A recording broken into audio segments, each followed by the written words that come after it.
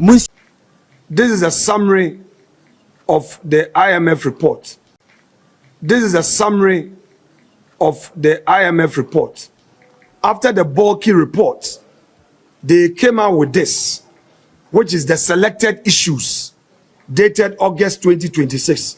International Monetary Fund, IMF country report number 26/213. Those who are doing fact check. And it says, International Monetary Fund, Washington, D.C. This has been accepted by government, and government is acting on the concerns raised by the IMF.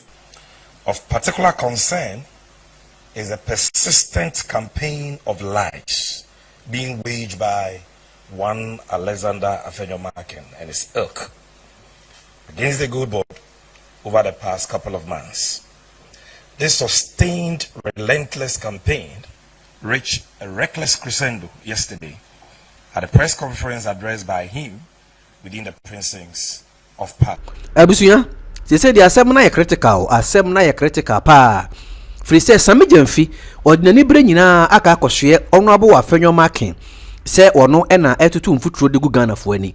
Na Afenyo nso say ono won tokwa bi a enye ono Afenyo na say ono ne ko anase Ghana fo na emum IMF no a sika amode ko adwama nso sika eba my Ghana mu ni bibia no wo mani di akire na wo mu hunu mo no wo mo na dia ba betu dwa say eka na mo se kane mo abo no 214 million Ghana cedi no sorry $1 million no enye sa na emum eye 1.7 billion. Yeah, IMF for edu omu document nyina ba bonte se Ghana munsom na munhya ase ni hudwuma na ekwan hodo amofa so amobo ka wo gold sector hono no munsiesie na mototo nanso GOLDBOD for se la da bi da ye moka Bank of Ghana de aba beto abonte kire se eka ne de aba nanso GOLDBOD for se da bi da ye moka ne no na MPP amonyokuo ya honorable Afenyo ye minority leader di wona ni mo no mo ye press conference na omo press conference omo ye nyina ne se omunwanwa pa se de parliament wo munyina agya tum se krata no a IMF de aba no se wo musi hunkonya no mo fa ho adwene na omutimi di ho dwuma ema eboa o my Ghana se de be ya obi nka se GOLDBOD hihye ya aban de aba no enye eye na emom se ebetena ho amaka surusuro aba de bi da efiri se wo mu se ndisi aban na de aba na so Ghana na eye dia enti wo mu nhwe ma ne nsei wo mu nhwe ma amanyosem nti ndisi fo kata no kroso emma sebi achine bi no oyo na bi nkonkoto ye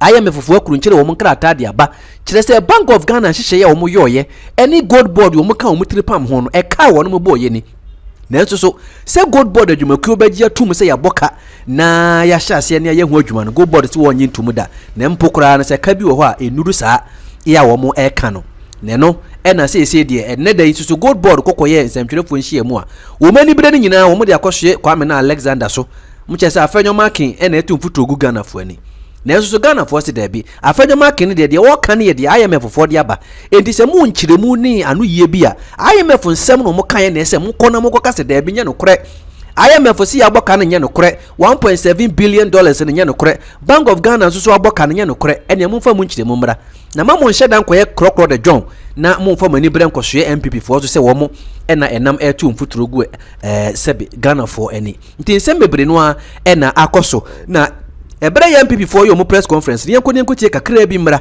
na wono mo nsem ne nkrata evidence yo mo de koya kyerɛ se IMF fo kyerɛ se mo aboka no na ye de aba ye wie susu wa nsem kakra bi Sammy Gyamfi kan ne efa de ekoso any public accounts committee wono mo chairperson ye ma me so de nsem kakra to dwa wo sa GOLDBOD nsem ya ho na nso de bia ndisi fo defend se enya no kora ye nkotie bi mra. Now let me emphasize that the latest IMF report, which is the IMF's sixth and final review of Ghana's extended credit facility program, completed on 10th of July 2026, concerning the financial consequences of the NDC government's domestic gold purchase program. According to the IMF, this domestic exchange program, which the Bank of Ghana accumulated gold and intermediated foreign exchange to the private sector, generated, for emphasis, $1.7 billion, which is equivalent of 22 billion in 2025 alone. So you are looking at approximately 1.5% of Ghana's entire gross domestic product. And again, we are not ignorant. We are not speculating. We are not manufacturing allegation. It is not partisan interpretation. It is the finding reported by the IMF after examining Ghana's economic and financial program, and it demands honest answers. Let me have this. Ladies and gentlemen of the press, this is a summary of the IMF report. After the bulky report, they came out with this, which is the selected issues dated August 2026. International Monetary Fund, IMF country report number 26/213. Those who are doing fact check. And it says, International Monetary Fund, Washington, D.C. This has been accepted by government, and government is acting on the concerns raised by the IMF. And to those who are thinking that the Gold Board has not incurred any losses because they decided to use Bank of Ghana as its alter ego. When I say alter ego, what I mean is that you use another institution to carry all your burdens on your behalf. So you appear clean. So you can conveniently say that the Auditor General has gone through your books and you do not have losses. But the losses were incurred by you. So how can you record profit and the cost is not incurred by you? Who does this? Anyway, the IMF says that, quote, in 2025, the significant scaling up of the domestic gold purchasing program operations led to losses of $1.67 billion, 1.5% of GDP, almost entirely related to the gold for reserve dot purchase. This amounted to a loss of 17% of the value of the dog gold sold by BOG. On whose behalf? GOLDBOD. This is here. It's here. It's there. Paragraph 13. Page 10. And ladies and gentlemen, we need to emphasize something. We, the minority, we work as a team. When the minority leader speaks, he speaks for the party. The party has a political committee we call the tripod. The flag bearer, who is a leader of our party, taking us to Jubilee, the party machinery, and parliament. These three units work together with a policy coordinating chair, my respected colleague Kojo Oponkruma. We coordinate and speak with one voice. It doesn't matter who speaks. So when a matter is raised on policy, a chief executive of an institution cannot choose and single the leader out for insults.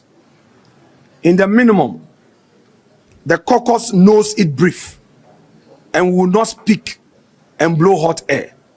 That is the report I've shown you. So now the Ghanaian people will see who is ignorant, who is doing mischief, who is lying to the public. We will not just come out and say anything because of partisan convenience. What is happening is bad. There is crisis ahead of us. Our friends must better listen and pay attention and not allow the IMF to rather come and talk to them before they listen. When things go bad in our country, it affects all of us.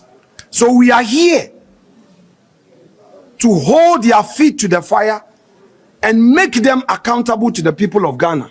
We are not here to trade insults, and that must be clear to them. You may be a cosu and memua, see me and young car, a jigoa, a young cassa, see a trase yaka.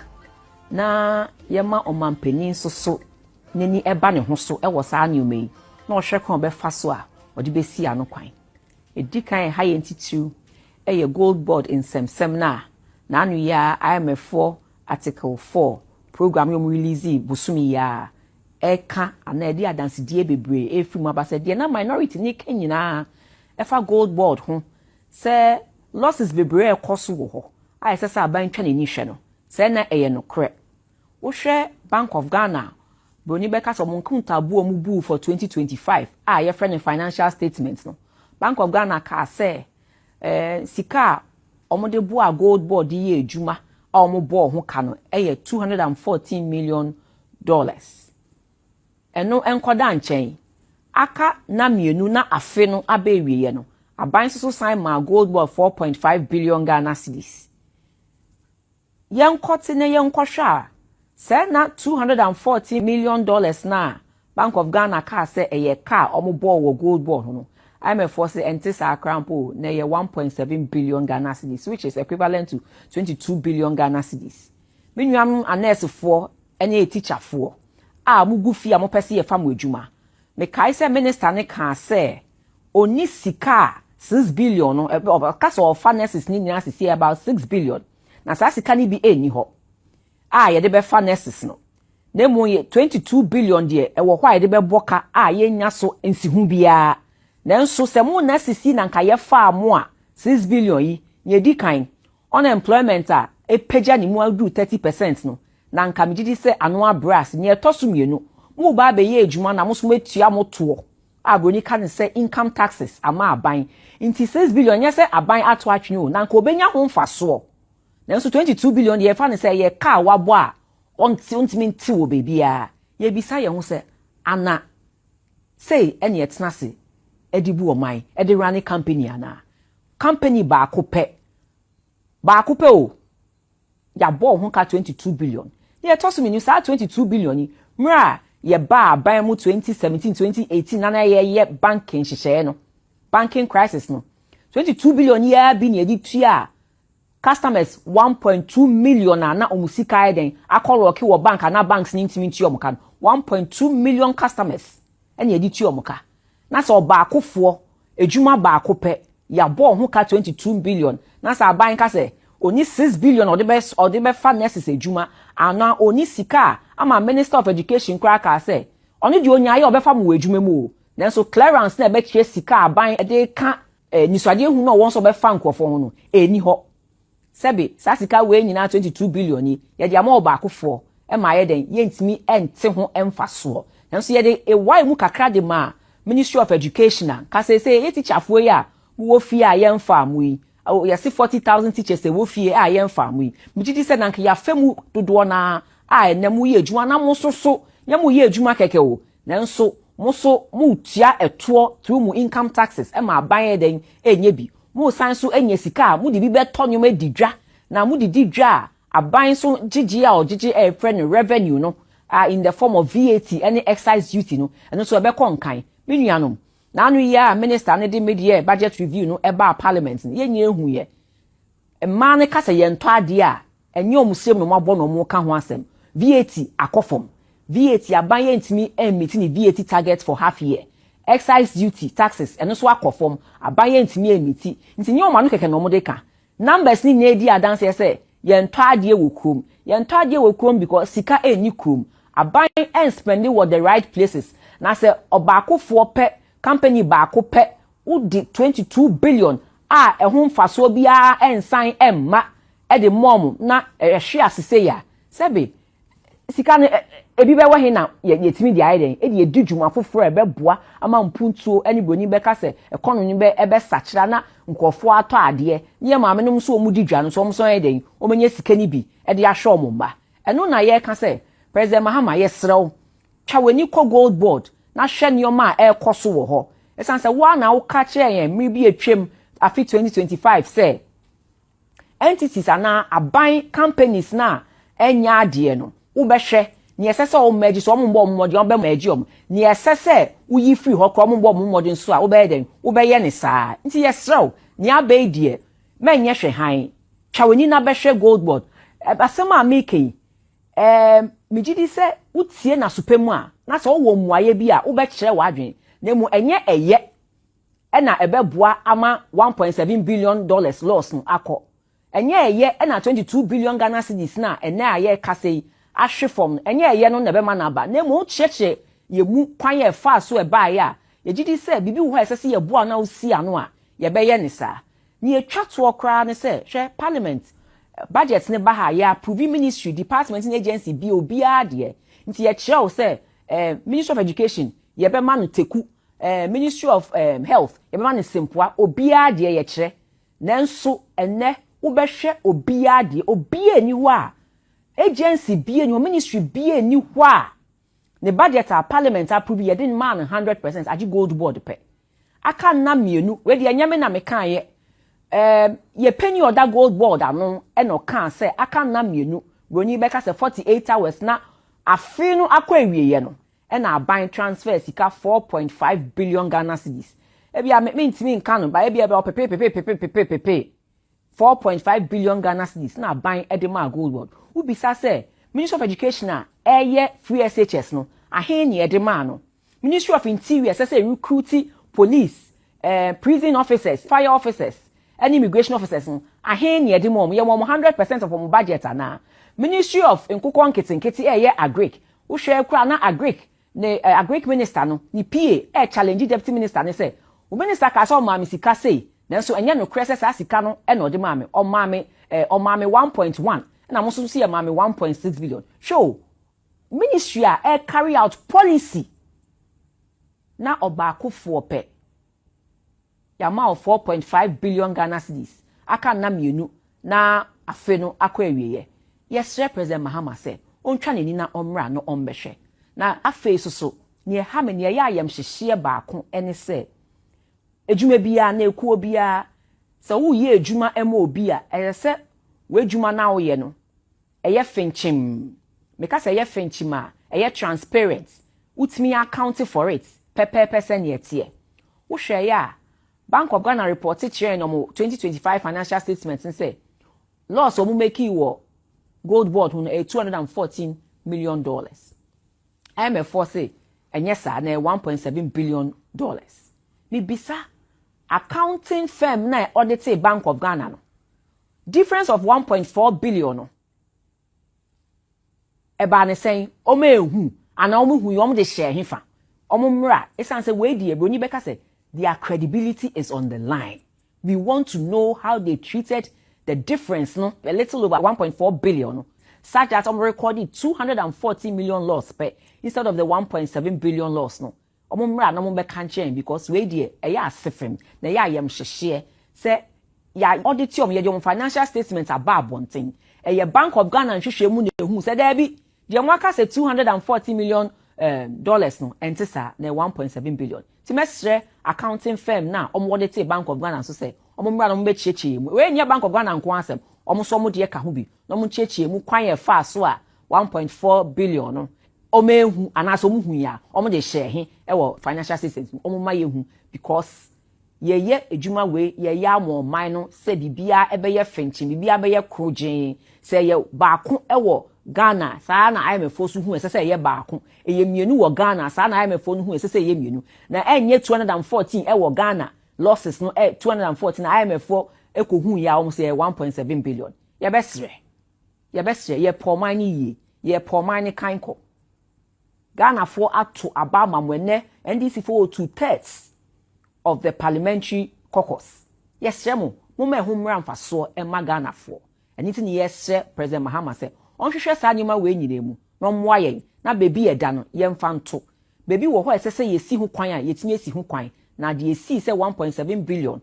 At a year 22 billion Ghana cedis gave it me diafa, a teacher for the nurse for and ne our mutifi. Ye bet me assign sudibi ache ne ye diabua agenda 111 na ma ye hospitals na ma yare sabia ene aban a etwemu ene na do danko akufo ado aban PP government no ebe ye ya esi ho se sikeni ho sika na GOLDBOD a ye 22 billion emo mu a ye ntimi nte ho ka ebiom nanso nanke ye de ye hospital ejuma sebe ye nyanom ko hospital mu tua eto no se besan aba aban sem sebe ye de farm ofrey ye nurses ne ye teacher for ya and anka omu wie a na edi kan no aban unemployment rate na eso bete na etoso mienu so ombetua to ama aban nya ho faso 22 billion yi de akofom weni beka say it's gone down the drain nsu egu so ahye asei hwini ho aye betimi aye afa ho nanso de aka no ye pese ye bo ho ban nti we yenye oye enye se wo ba be ye nipa a odi asem we etudwa na emu kire wadwen na wadwen to asuma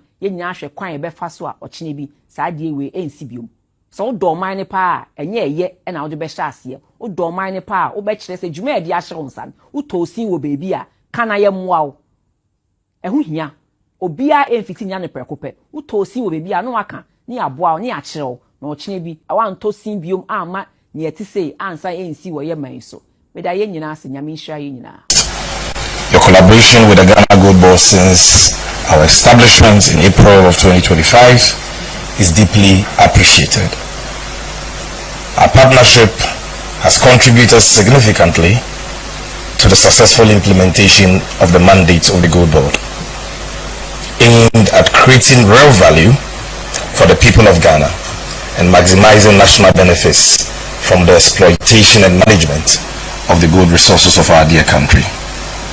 Today's engagement, ladies and gentlemen, is simply intended to address a number of baseless allegations and deliberate falsehoods concerning the operations and financial health of the Ghana GOLDBOD that have been propagated by certain individuals in recent times.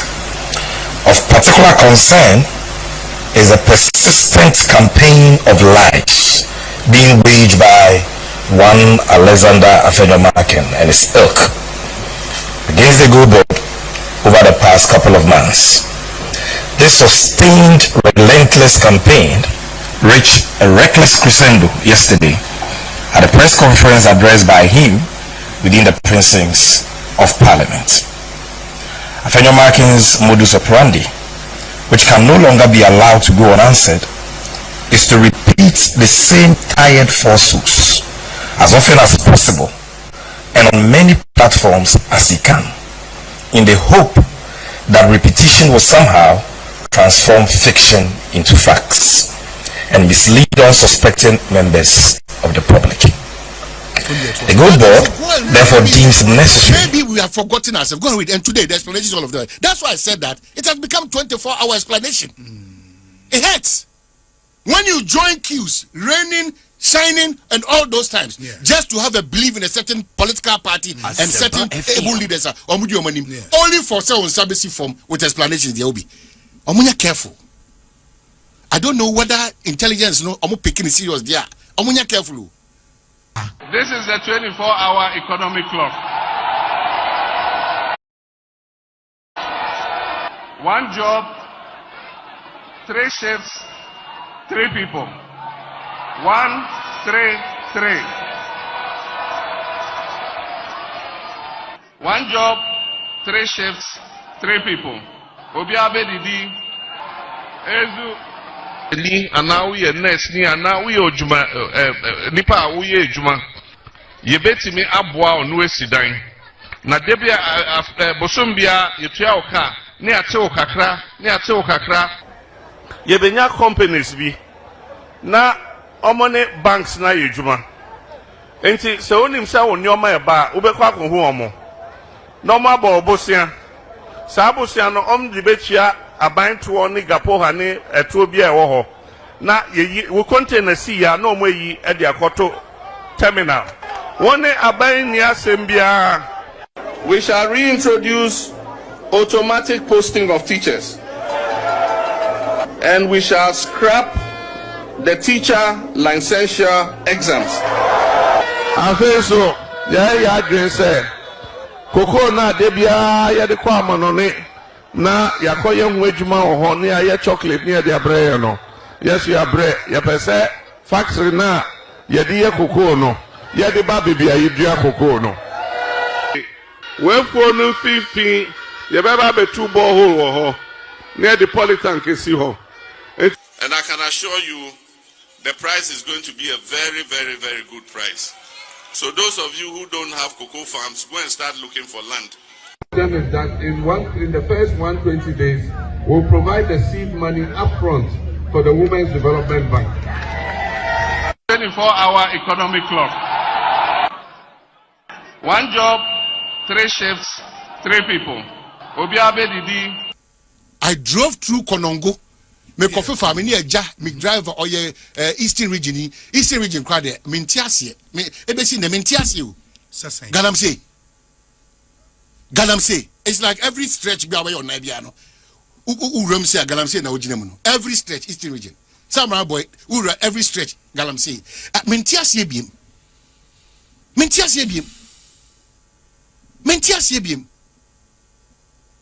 I can't understand why, as we speak today, we can't be forthright with ourselves. And I love the beta.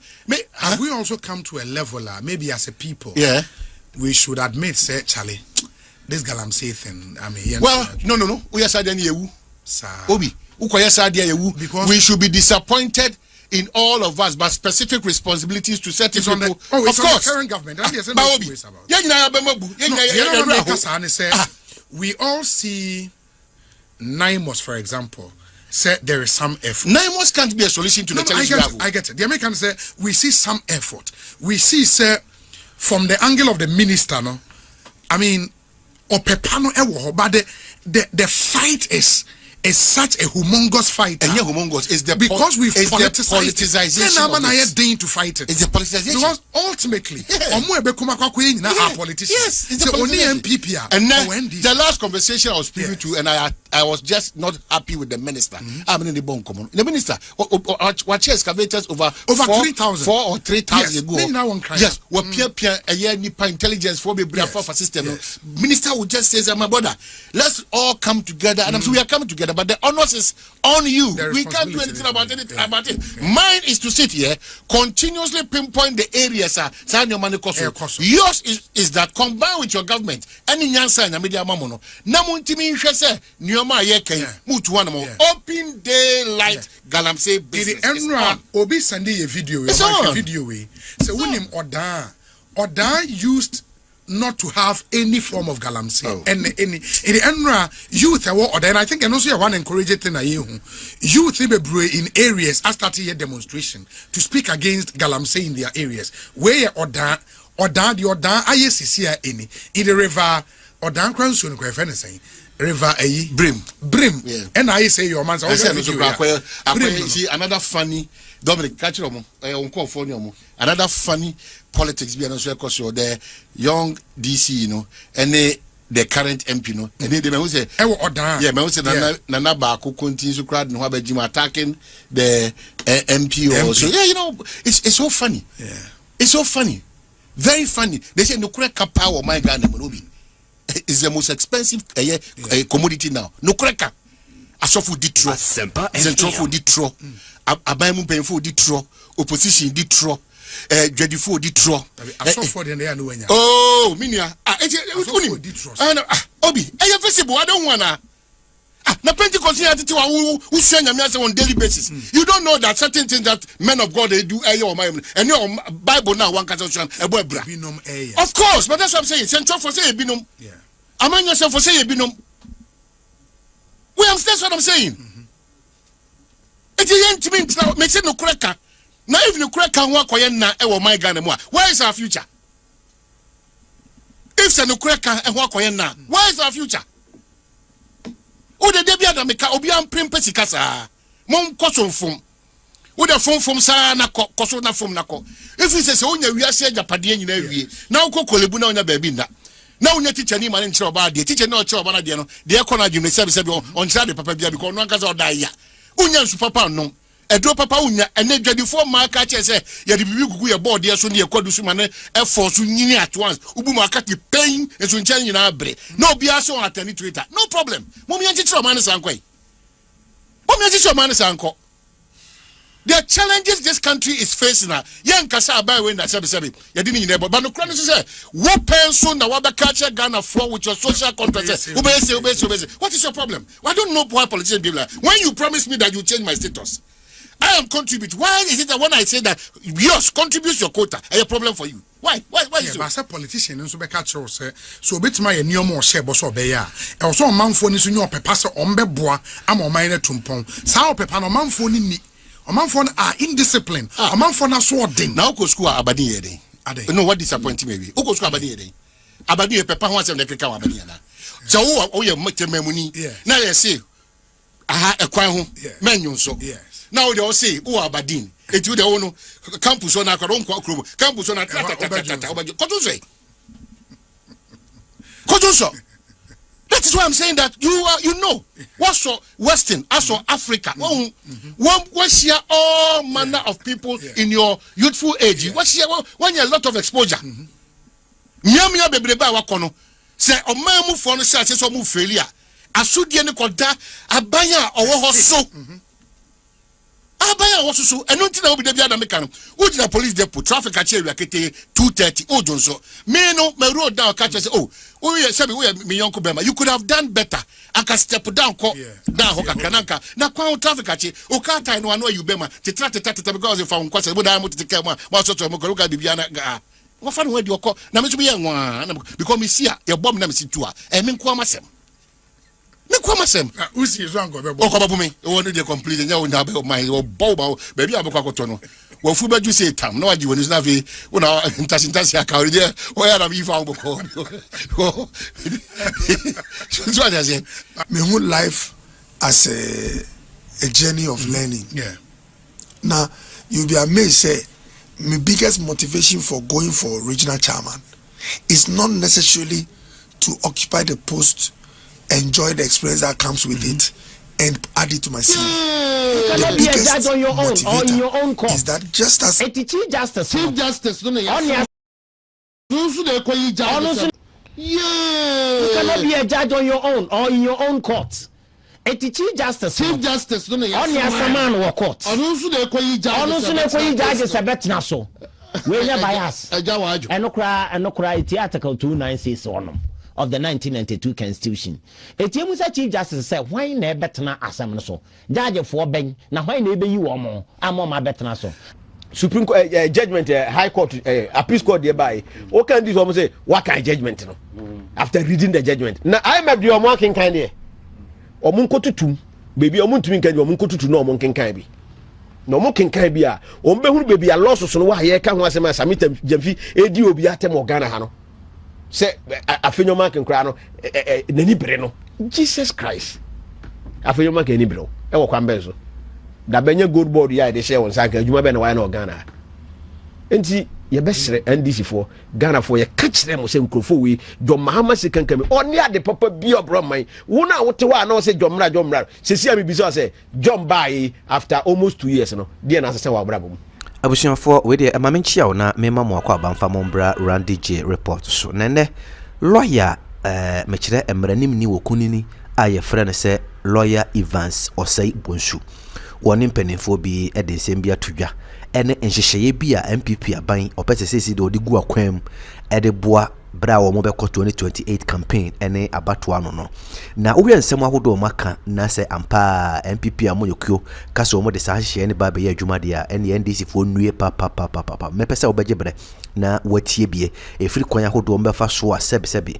wo mo be ma MPP amonyokyo no atimi ya kono de ama Ghana fo na eniema ahodo bi esisi afra se no ebi NCB wo ne kwan ahodo mo betimi fa so a wo no betimi ayi wo mo ho efiri mu a mepese wo beje bre na watie bie na eno so danche ya ensem ahodo bi a ekoso Attorney General Department nyina no wo manya daage de mmara na ato ho apapa mam ye ho se yentanchia bi ena ekoso se de Attorney General wone Chief Justice wo hwe kwan ahodo mo fa so no a eye amanyo ena wonom eyo se ka bi mami ka bi ana democracy no anke de bu oman no wonom asini tirase kura wonom e de ato baabi ena wo mo ankasa de o matenka ena e de ko atemudwa no anim na ene yede Attorney General ka kopie mu court na Attorney General yede na kopie mu court yi onu kuro ya na ese ba bedi ono ano ho asem chese babia ba fa bia no obehia NDC chese nya de o mbetwe ama wo de mbara no aba bedi NDC ama na yeye nti ba bi o matuatua ntokoro nyina enu chino mo ba ye no a edi kan no tokuno ena o mu di kan wo na se a Raba Isaba tokuno Gertrude wo mo di kan wo na se tu ni frade se de be ya wo benya daage no ma capture judiciary no entirely se de be ya o mo kaso mo ye bibia untimi ni wo mo andi achinye wɔn decide yɛ anakyɛ sɛ wɔn ɛde ɛyɛ nti sɛ deɛ wɔn ankasa ɛna wɔn no wɔn adi bibia so a wɔn ɛyɛ a ND MPP a wɔn yɛ kuo ni ɛni se ɛwɔm fi sɛ wɔn ntokoro bia NPP fo betuma fam aba ba twitwaje wɔn ho bia no wɔn atuatua ntokoro de nyinaa sɛ deɛ baabi abefa bia NDC minie baabi abefa bia NDC minie na so lawyers no enya daji akyirikyiri deɛ sɛ yɛkɔ atemu odwane anim a wɔnom kyerɛ sɛ kabama menka bi pa deɛ ɛnyɛ adwuma bio yɛnkɔ na yɛnkɔ tie mpanimfo no sɛm a wɔn ɛde atodwane bɛsrɛ sɛ wɔbɛ like me video no de ama me no wɔhyɛ na ɔde wadwenkyerɛ nso aba yɛnkenkan bi na afei nso so yɛntimi nsua deɛ bi Deputy Electoral Officer, the whole University of Ghana. Yena ni abua frema. Ono abo frema. Emani timi use winning Iowa so West Wogon. Samre Gabi ba no atian kakra. No abusa mokra dan kwa buzi ya kan ase ne sen interview nko a.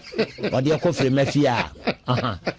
But Afenyo parties but on say NPP ade ba ko a ani kwan say wo hye de tilele no abon ade ba ko de opposition no ye ba na ye twa ye mrantie ne ye yi ne bi abo but this time Dr. Mahmoud Bawumia say it will never happen say wo so ye mrantie bi ate say Martin no ne ye ye brebre ye no obeye de amaye waka me de waka gumasum but no mpese me kan wo ha et wunim mencha ade ba ko a me de ma me congratulate Koka and in the team Nina ni Dr. Henry Kwabena Kokofu omun so mulusu ye nyina na de ba kwa mani gin ho ne se na me fi se nkakuka ebi olusu ye no omu we wini ye na we lusu ye no ke bia one ne kra anya adwuma but this time Koka wa beka se wa transmogrify positively a me hu ne se adwuma oba ye wa Ashanti region eso ko the way Koka si Kokofu fie me nim Kokofu fie pa pictures na bobo nyina me hu ya na me se Koka we de ampa ko ne fie was omyenya adwuma mom because dem di twa to kra ne say Ashanti region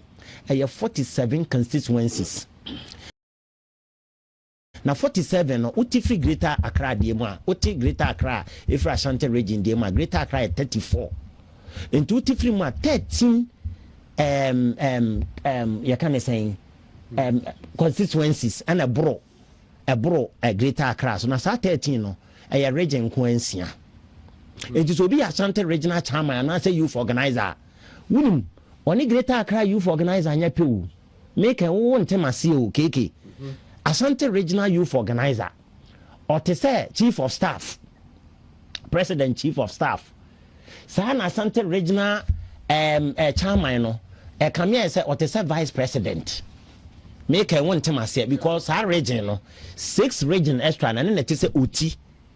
Upper East sa bono ayiho no bia na me refifi regions ni bidin okay kan bo mo vote no munya ne nyina na sa 13 constituencies no ene ne yepe na keke wunim NDC adopted strategy bi eno nko na me de kai menuanom na mo fanya adwuma ebra Professor Smart eye ne research de buy na ehwa na MPP NDC adopted ye se o penetrate Ashanti region where we need election no to be who na to force da ha ade chia na okuja to abla kwada ha unim strategy o me no mu miti ahemfo wa ha Center for National Culture it is omu miti wo ma warasa na MPP che t-shirt so ati ase because omu say Ashanti region dey ye dia entu ru ho no ma etunim we ye fa bibi core personal traits eno no mo dey win election no enti sa core personal trait no mo dey win uria your action and strategy no and then some adopted the winning election now sa action and strategy no bonus my group no be miensa your midfielders your strikers and your defenders na unim obeba strikers no edwumadie nko midfielders no edwumadie nko ana defenders no so edwumadie nko etu omo top asisi ano ya uma win no edwuma no nyom na ebe yo maami bi te ejum Central Market na MPP ho bon no basabre ye be mo be strike akodwom no etimi akodwom na ne nchense so na apakora na o ma bobo mo adidi to no mo de nchense ni bi akoma na boso ebe ma MPP ho aya akono ohini bi a ote ba bi a na nko wadwa MPP no the youth organizer ne nkrofo be kwa visit no na mo ne na akasa na MPP ho ada ya akono action and strategy ene na Koka also adopted on any team to restore power from NDC. And this omutimi capture Ashanti region na sa extra 13 constituencies no. 6 regions no. I'm telling you, MPP be fan into my pefra because already I had a stronghold of what that political party. And no, I'm a day slamming and say, oh, be our no man in a quack and see a well loose be an that day no major money. Say any pack rocket team no. And the last thing, Dr. Kesken, my man know me made to a University of Ghana. Meaning you really go. Or picking political science, near the geography and resource department. I think so one course cry, I'm an picky. Menen the class I could share law entrance examination, binti, and on the other choir and a PhD. So the point is here, Dr. Keston, the communication team of forming. I was like, yes, solid. It would be not Santa region, your communication team, are you joke? Now you joke, I said, what you say, and your concert in your baby. And no may catch almost our communication team no. And yet Dr. Kesken kwan so also be nim kasa obabi a to nsa frɛ no o na na akomia communication team no and the manager say obey first vice na me professor nkoko onko chairman national chairman kra but also okɔ for first vice any kasam sam mena na omo kasama party no na obom say party no na enkuranhye bi wom and the communication team no be solid kasa bi omo de bɛkɔ very responsive ubo say what is MDC for the ade bia ba opadwen banyansani a okasa eto amanfo adwun boko bonso mayi no say wo kokasa respond to no ye match wo boot to boot. I'm telling you His Excellency Dr. Anya no e de beka say His Excellency Dr. Mahmoud Bawumia ba be president hwe obi betimi amache sa Sofia ye frɛ no hwan ni din a odi atem obi betimi communication team bi betimi atarget wono nko a near man response nyansam badwembam nimdiem a obi ate obemu se communication team de wo masi akasa kwa ma patwe ma menchero ade bi Dr. Henry Kwamra Kokofu ya ade bi mani beje no pa unim okatachi afrifa ebo na chi se wo dia wo kwa ha wo se me secretary me vice president no asan ba wanka se oba ya no se yes okatachi ampa minya assembly man kura ha anka mesan di na party no de meye bia se me clean e wo office ama Dr. Mahmoud Bawumia ewini a okatachi ma ready se medu that day no enipa na nka mu nyina ekoto amakoka no kra no ebituma Dr. Henry Kwabra Kokofu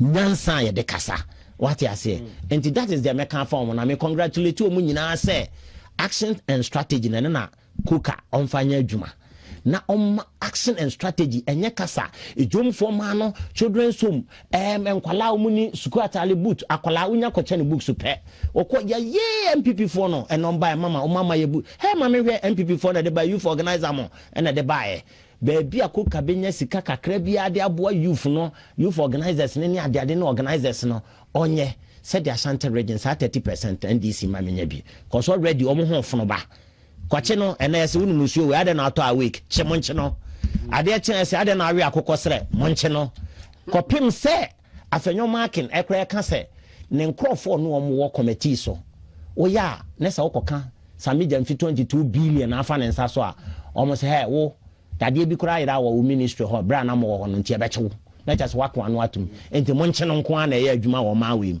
it is action and strategy no e wa Ashanti region almost start adwuma na nani kire ya ye nyina so ready boa omo na no achi no ye move ni akọ different region by then ye dey can capture Ashanti region and no my advice and KK them person who said the chief justice way you know are very serious about this country. Chief justice I'll say a threaten no yes you no cry deputy attorney general say chama won me e dey na threaten amount for person and I will tell police station. The point is say you threaten wa text message in a free phone ben so enyo mo netimi track abeche obi omo so obi adi His Excellency John Dramani Mahama attempt omo timi track beche IP why adeti na phone deputy phone na ye dey threaten no sa phone no me track ne enkonkwache say and adwuma na asem say so otimi kwache obi a onkotu gold say ampa wo hunu say wotu sika kokko ha wo so ye illegal miner ana wo de ne right akoma obi na watimi ame abeche ne ekode a ade na obi threaten wa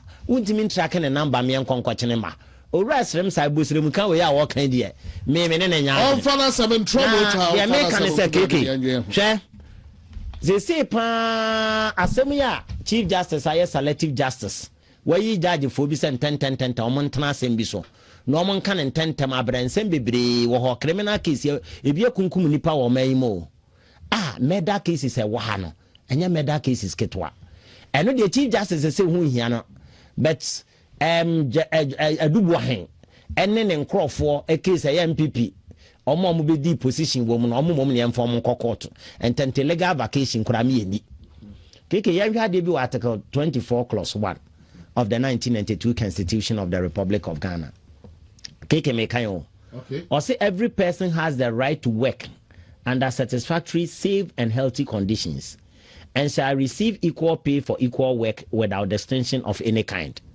Obia wa right say obetimi aye adwuma ewo ahoto kwan so. Healthy conditions say bia baby oye adwuma no pepepe ne ho ahoto ewo ho and shall receive equal pay for equal work without distinction of any kind. Say ye betua ne ka pepepe ema aye pepepe no obia. Ma 2 no clause 2 no say every worker shall be assured of rest. Worker bia shall be assured of rest, leisure and reasonable limitation of working hours and periods of holidays with pay, as well as remuneration for public holidays. Ahana asem no. Article 24 clause 2. Or say every worker shall be assured of rest. Worker bia I was say ma o ye den. Ye sha unkran say obetimi akwaje wa home. O leisure ebra I was say ko home kakra bi I was say dem a and reasonable limitation of working hours. Edu baby a working hours ne limitation wo ma e kire say that way there obetimi home ana say working hours we be de kwa adwuma time say obema break ni nyina ho and periods of what holidays I was also saying holidays with pay and as well as remuneration for public holidays. Oh yeah, Juma so said the betimi ashe wunkuna sika fam ni bibi. Oh yeah, Juma betimi aguso aje usika. It's Article 24 clause 2 ana aka ho asem. Who read the order 79 of CI 47 High Court Civil Procedure Rules. And also aka clearly of a year clause 4 honoma subsection 4 honoma aka ho asem. E kan kire wo say ya wo days bi te say sa 1st August ekopim 30th September ya wo legal vacation e wo say ni panetimi kwaje na home almost be 2 months and 1 month no or the kwaje na home ade we started from medieval period, Middle Ages, that is 500 to 1500 AD after the death of Christ ana na wo ho inte be yet say convention no and one sana ye laws no under order 79 no and so be fa de shame. Although Chief Justice wo hon kwan so betima ka say court bi ntrase, but law no be bia ni we kan say Chief Justice onye selective justice. Me how ne say Chief Justice ya ye de asemi court owura kodwo opon kroma e de akoda ne Supreme Court. Say Supreme Court nkyerɛkyerɛ mranum. So obi kwaje na home say the Article 24 ka ho asem ni.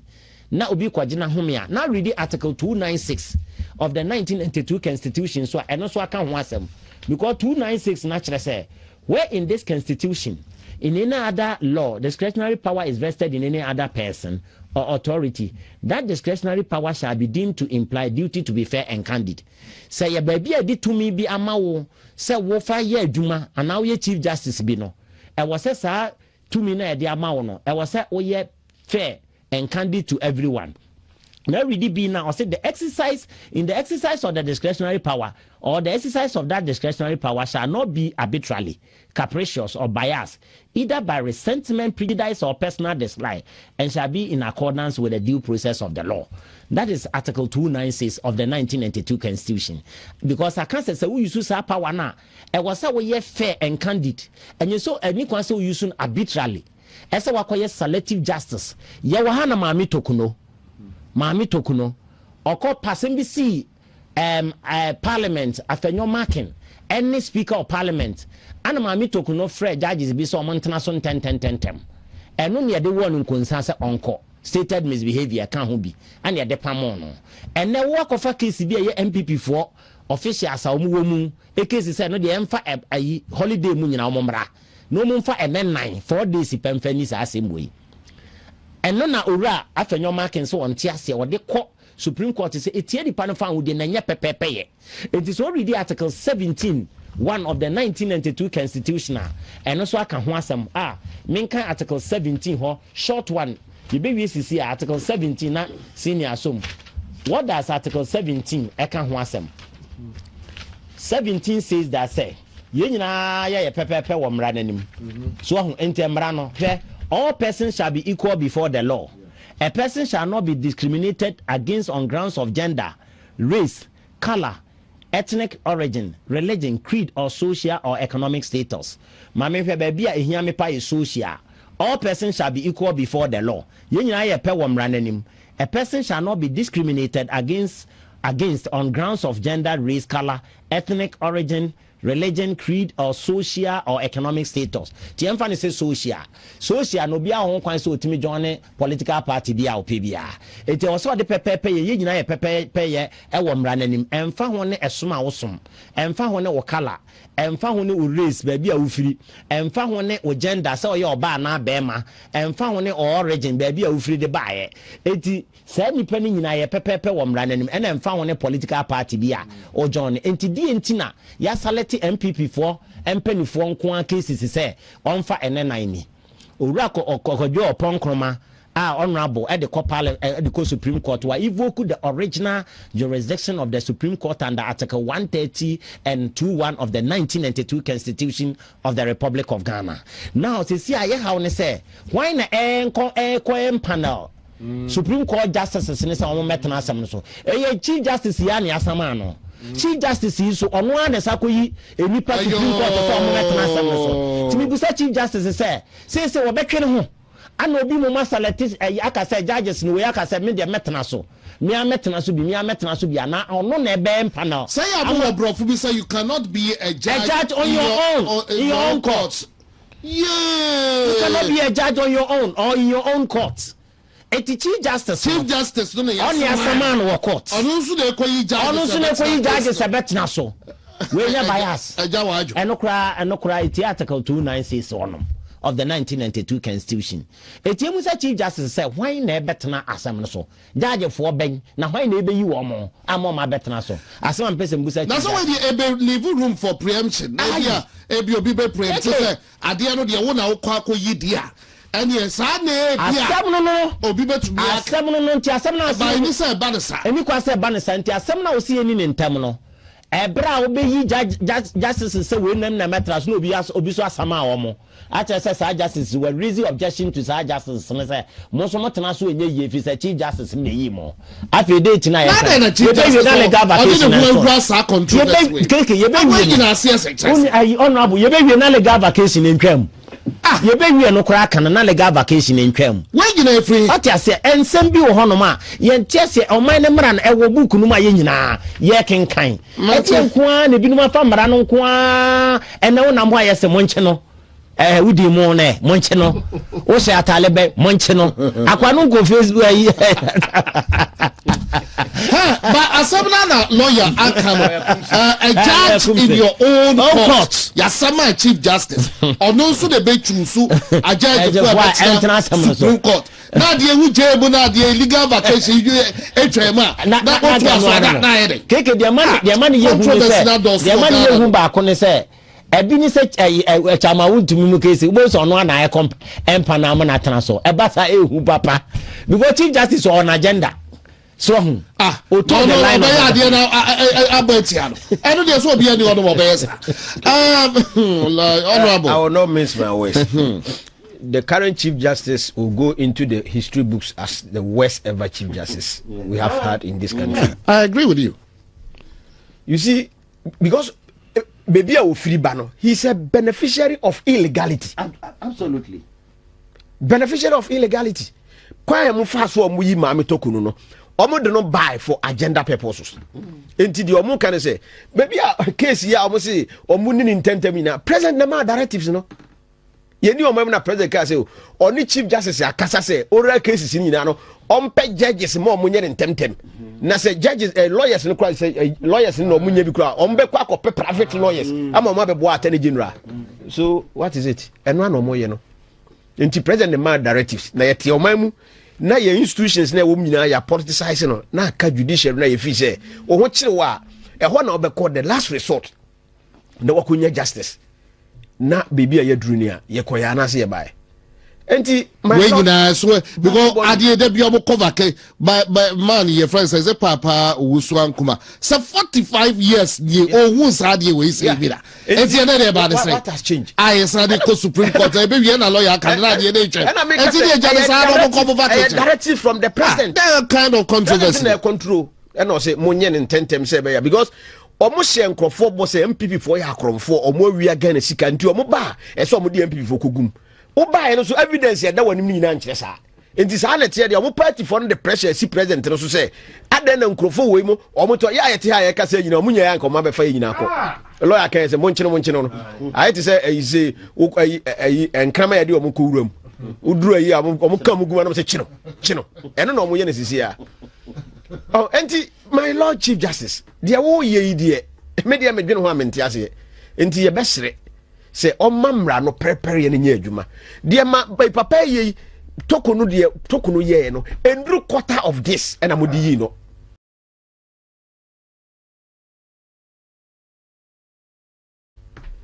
endru quarter of this and amodi yi no unti sa cases we no emergency no ene de kwabna dubu a case mo sha se wonyi atwam de mutumi eye ya attention na se o se ambulance trial ba ko amoye wuntumi de ya bodo no koto mi eno munim se one of the cases here because political cases are trying the fastest in the history of this country eye wuntumi case because no mpede o mpe eno mo anya enti je o ye galam se ya jensemu I'm obi ehun eche se wuntumi de na me se Ghana water crash so wuntumi emfa we data no mo so to and so August 2024 the omo to be the buy and then the omo say they are being victimized and this for some omo fa ba no omo water no so sunya ta no so omo akochi hene wo hene o and omo da come police for say he is involved in Galamsey and then mabunu no omo tumi chiche nkrofo na the omo police for no omo yi for them because you promise the people so obo be mo Galamsey and a president ya catch and say or no one kasa nim say ne party for no mo ye Galamsey no and Ghana water mo nyina mo ye politics mo to be for data ma o say ne party for no mo ye na ne party for no mo ya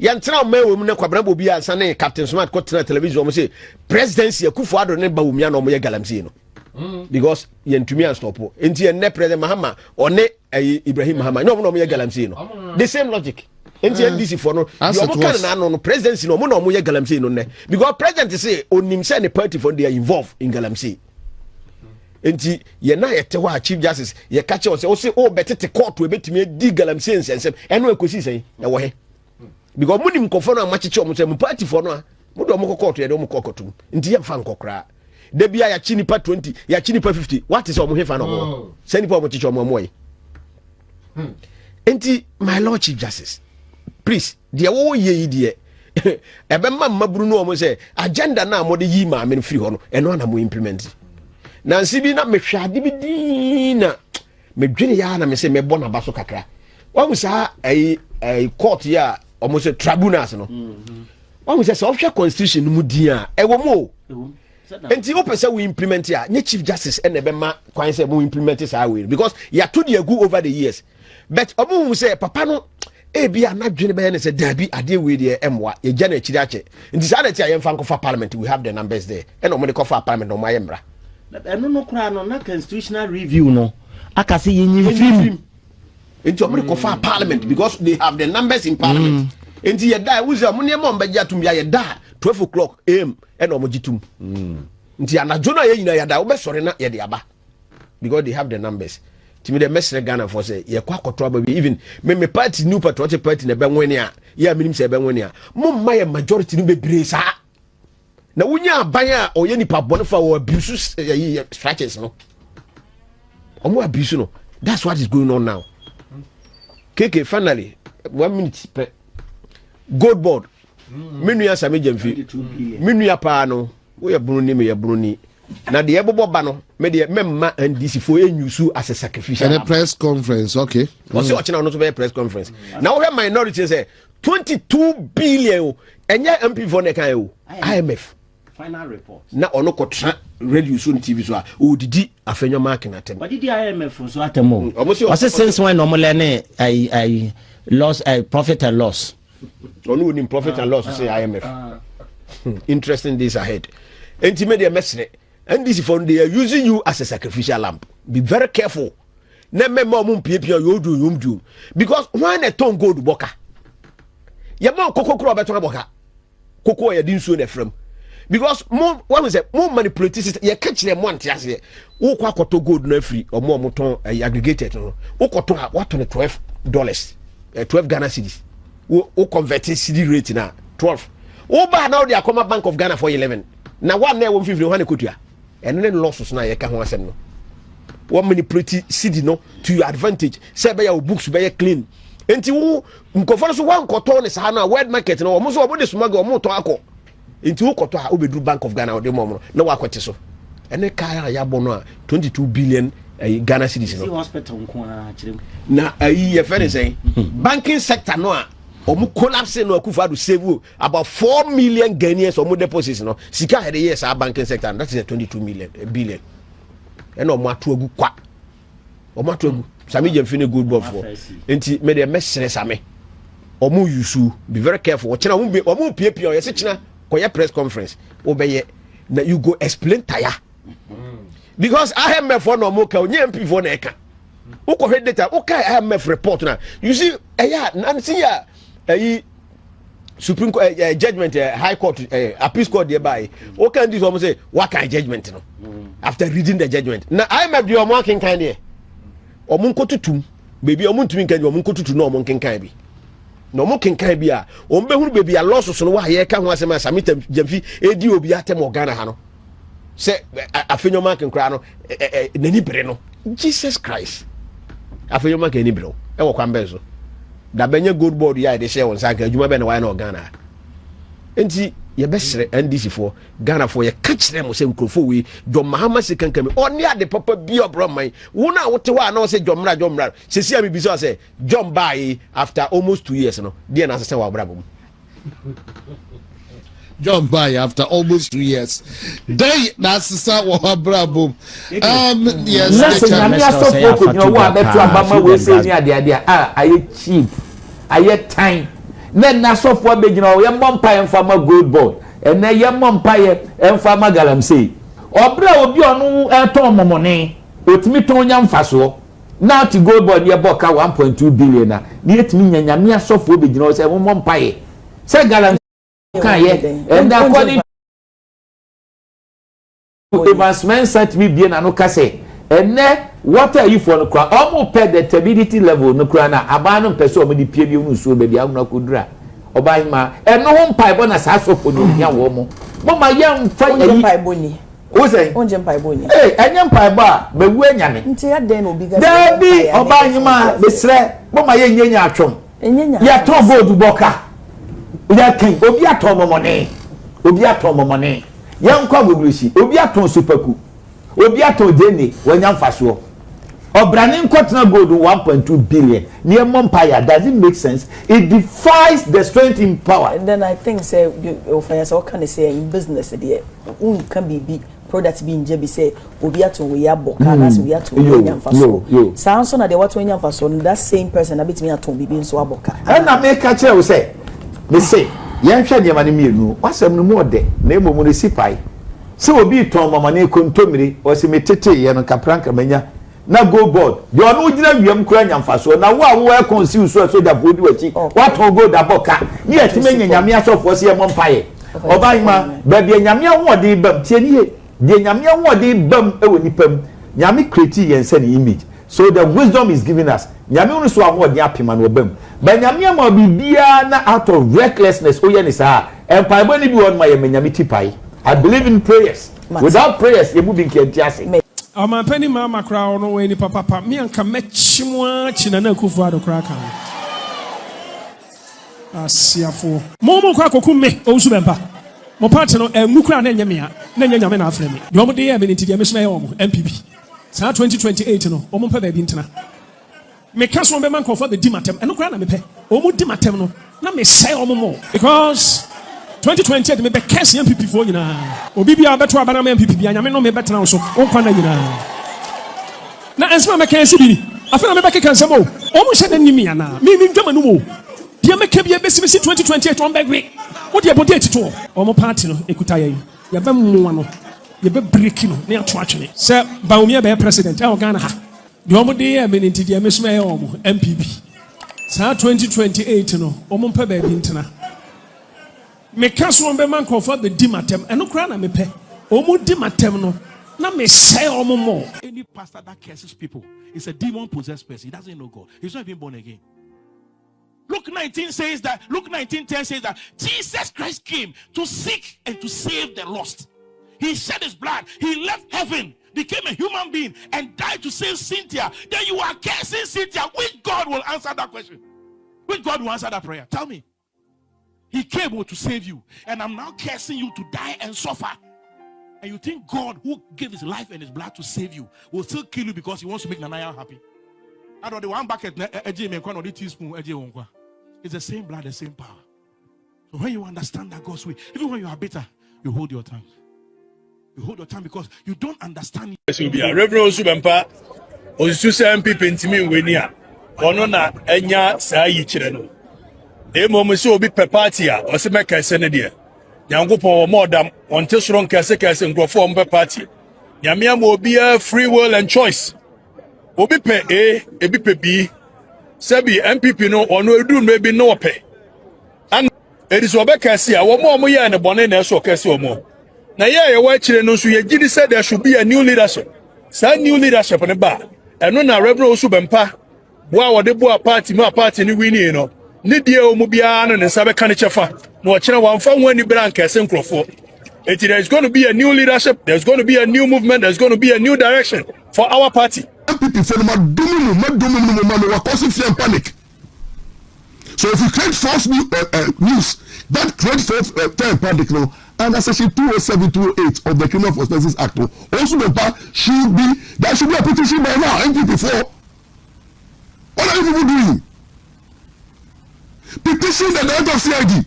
So also the part making a wild allegation. Say that party, within me, and another within me, and about one within me, and they want to kill him. It's a serious matter. So he should come and prove.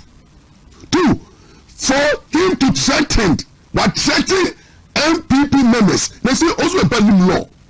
Look, Mr. Sammy,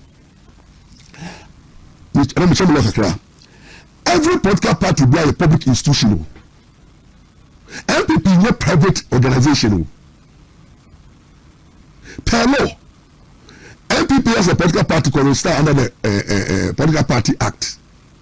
It's not a public institution. It's not to be joining and they're private. It's a huge public institution with free membership.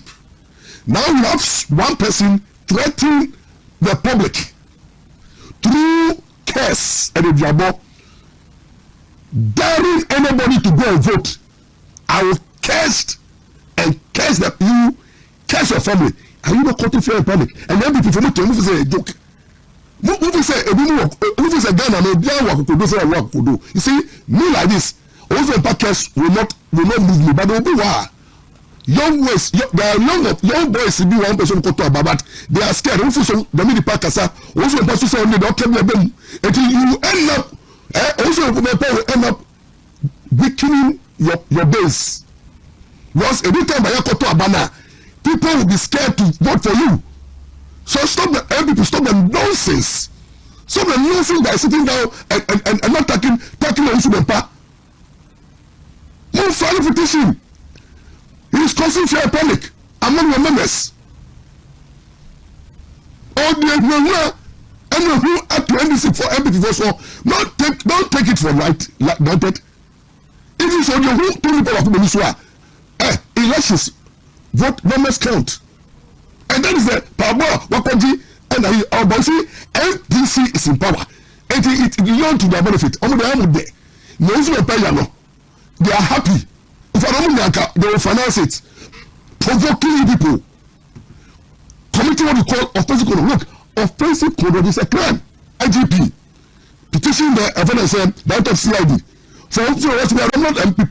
Abusua we de ma menchia na memo akwa abanfa wombra Randy G report so na enensense bi boba e wo Ghana ha enam amanyose mu favoritism ntino ama aban sesi wabu nani e di agusa enema no so sesei kamya yese ukoka asem bi na wo ye MPP ni dia ene na asemato aban be soma amanya baba bechew nenso ukasa na ukasa ma NDC aban dia ene obeka se obi ante na chese wafa ho adia ne sana sei owusu bempa edi nsem metutu dwa ya ohwe nsem o kan ye pa no anka menim se o ye MPP ni sofo ene kokan san nsem no a osoja egu nema bi mu a ebi anka be frɛ ne se wo mra mekirem die ntia wono die wugina so ntia ama wo ka se 2028 no MPP ni bia na se obi o Ghana ha obeto na abade ama MPP ni se o mo kire se dabi ukọ emre mu a untimi nka bibi sa emfa ho ndi ete se die ntia wugina so a ama wo ka sa no bra na bra be kirem obi ni de akoka wo subempa ene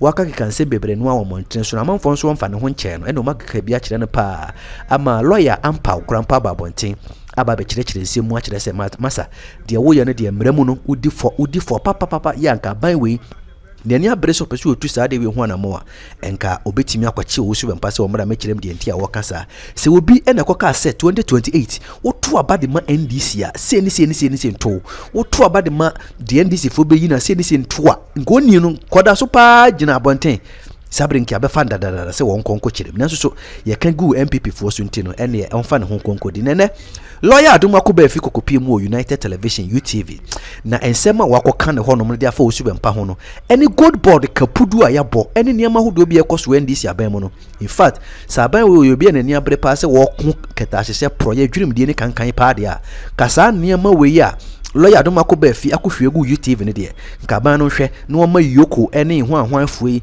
ene owraya aguyi ni ade nyina nko mu nkeka mo ho na nko mu ntu sa na ma ne ho na mo na ode me kasa nwa bebre no ayenko na ode yenko gutie nko matwetwe kakra akoso titiru efa lawyer adum akoba afi niam ahodo bi abobo ba MPP NDC amonyokuo mu a ene wadane nyina adi mesre se obe like video na ma me no share afenso fo adwenkyere bra na yensu yenkenkan bi na yenhwea mu ade ye da twedi ampo asesa ba ekotu ye ka etremu ene ne me koso nyina ni wie na de kyenye no ni Ghana fo hwehwe ni Ghana fo pefiri nchen ene nkabo mu na onyame a wahyase se na Philip ngoma no kire no onyame be masomdie na wie peye amye yi Ghana fo afiri nkuraso mu na Jerome ne ho ayefe pa na obi a wo ti aboye ena wo ahyehye ho sei koko aboye de se nke nhye coat wo ben ko ahyehye so office so de enche ekoko asa na ga se koko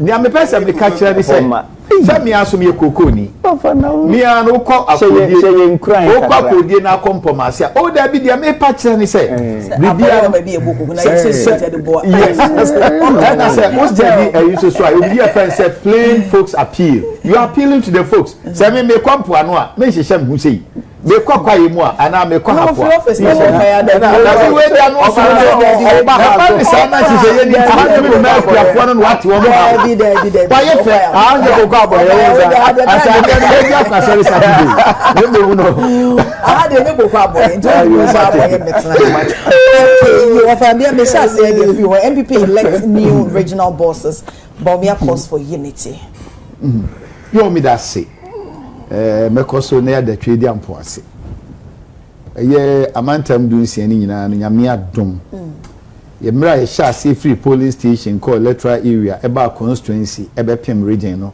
nyame adom na do yinti MPP inside eguso enra abato on memene da no ewie peye mane ye kama me ankasa de na mo central region but there were other regions so a na mintimi nkontino me try endorsement here na me de corner radio na frame se montoma wi nyame adom ni nyina ye adwuma amanyasam na ye ni sei no oba hima wo betumi abaye president so relationship with the grassroots any ho no mo a kane no a Kwame Nkrumah ni buzi amota ma oba anabo na eba ni edi na ti da bi o so we Jerome enya position we eye platform eye stepping stone a or the building ho how do you relate to the people kakra obenya sana ni nipa che na ja obedi position na wie na to obi asawram ne kodura bato so na montoma we a omhwa na yeserew it's happening in MPP and it's happening in NDC it doesn't mean so doesn't mean say obi o no wadi ni ye a waba wa ye fine bia no na wo no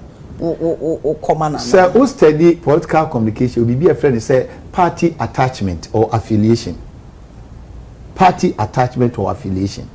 amanyosem enye wosoroko ni akasi aketua o heaven relationship me better na make us Randy Abi or you be am ni free yenko program a Randy hu me a obetra se da obra o ma ho mechi ame though he's the other side but we are friends Internal politics na ye no is transcending ideological to relationship. They make us out as here. Maybe could be na me endorse one and kebeti, but because over the years, is it Ashanti region? Is it greater? Is it Western North? Is it Ahafo? Is it Bono? Is it Bono East? And I infa and womu enime. Intina me can dia to say. Say we obi a wo contest here, wo candidates e na wo kono. Obi obendo so bia no assess the viability of the person. Is he going to be an asset or is going to be a liability? Obi timi do achi na oni akra no yinti. They just the ended the election. MPP eba omiamu di. Penifo bi kodi baby a one pronouncement kra no ema omu lusui. Inti dia me sre ni say onyame aye. But dia me den say enra Dr. Joseph Esibu. Now interestingly, me did Dr. Joseph Esibu anim. And I do any contest Percy, the immediate past acting regional chairman of Central Region. Where my schoolmate Legon. Yeah, I Tescon. Then I was the Tescon president. But not yet then. But me said no. With the two evils, no. Sibu is of a lesser evil. Inti campaign man ye kama obia compared to ne ho. Na enura me hunadia na me fe.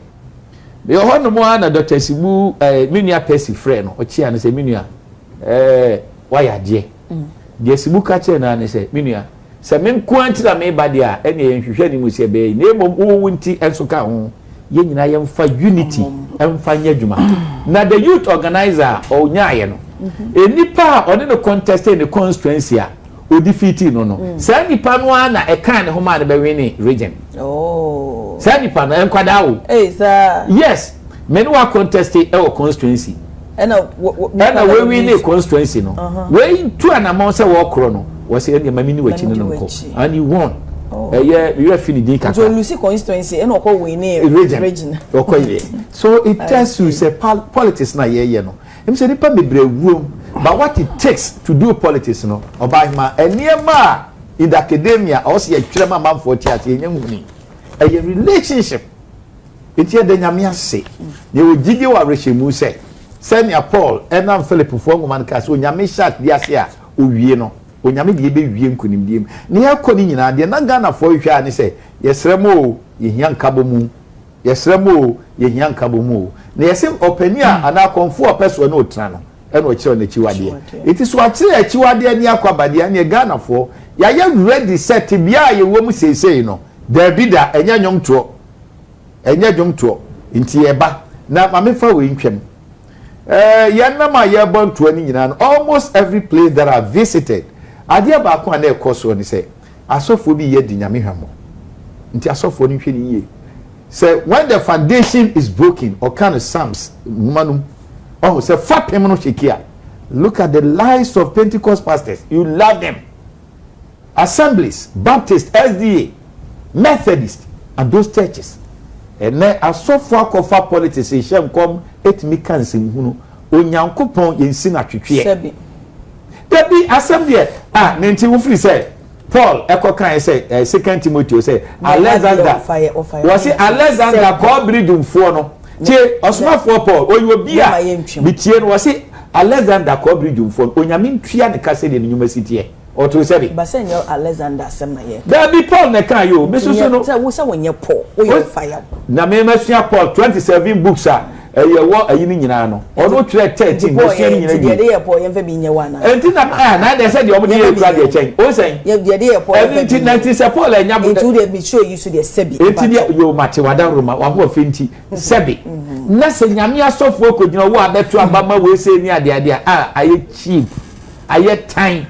Then na so for be gina ye mompa en fama GOLDBOD and na ye mompa ye en fama galamsey obra obi onu eton momone otimi ton nya mfaso na ti GOLDBOD ye boka 1.2 billion na yetimi nyanyame asofo be gina say mompa ye say galamsey sima mo kan ye and according to advancement set me bien na no kase and what are you for no kra omo pay the stability level no kra na abanu pese omo di pie bi unu so be dia una kodura Obaima, and no one pipe on a sasso ya woman. Mama young fine pie boni. Who say, Onjam pie boni? Eh, and young pie bar, but when yan. Until then will be there be Obaima, the sre, Mama yen yachum. And ya talk go to Boca. ya kan obi aton momone yan kwa moglisi obi aton superku obi aton deni wanya mfaso obrane nkotena gold 1.2 billion near empire. Does it make sense? It defies the strength in power. And then I think say so can I say in business there can be products being jebi say obi aton we aboka na so we aton we mfaso sound so na the what we mfaso that same person na betimi aton bibi so aboka and na make a chair say me say yan hwa niam ne mienu wasam no mu ode na emomu ne sipai se obi ton mama ne kontomire o se metete ye no kapranka manya na GOLDBOD de onu gina wiam kura nyamfaso na wo a conceal so da bodi wachi what on go da boka ni etime nyanyame asofo se ye mompaye obaima ba bia nyame ahode bam tie ni de nyame ahode bam e woni pam nyame create yen se ni image so the wisdom is given us nyame unu so ahode apema no bam ba nyame ma bibia na out of recklessness o ye ni sa empire boni bi won ma ye nyame tipai. I believe in prayers. Without prayers, you moving okay. GOLDBOD yahuche bremu krampo no. Randy is still creating the opportunity whereby Ghana from mabunu betimi anya kwanya to do what? To work. Me that say. Over so hunu. Oba ma. Yeah. For so oba na wa kwa ojuani so. Na ya yenso nyame. Ni enwene yemfa bu ma Ghana fo. Che bia e omu sese na brantie etimi hye kiki betron kansem we ya. Ya na emwanwo. No wonder so we NDC. Because mama no say ye de entron ye adwuma I have it here nti obakoso no aka ba ma mini kantie no kura mfiri wono nia edi kan pa no MPP de ye free SHS buy na akoba say abrantie mobrofo bi ofi Jerome Chrome ofi Western North onya kwan enko school no emboa nti yenye ne say nyansem yemfa double track mbra na yentimi mpia obi ama ne mrem NDC ye dede.